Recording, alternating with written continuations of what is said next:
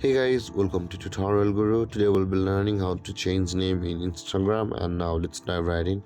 Now to change name in Instagram, first open up the Instagram app, and from over here guys, at the bottom right corner of the screen you can see your profile picture icon in a small circle.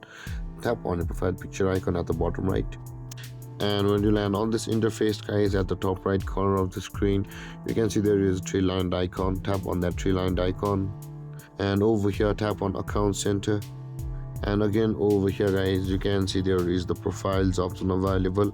Tap on the profiles and tap on your Instagram account, and you can see there is the name option available for us. Tap on that name, and over here you will be able to change your name. So let's just tap on it and you can edit it whatever you like, and after tap on save guys, and then your name will be changed on Instagram guys. And then guys, this is how to change name on Instagram.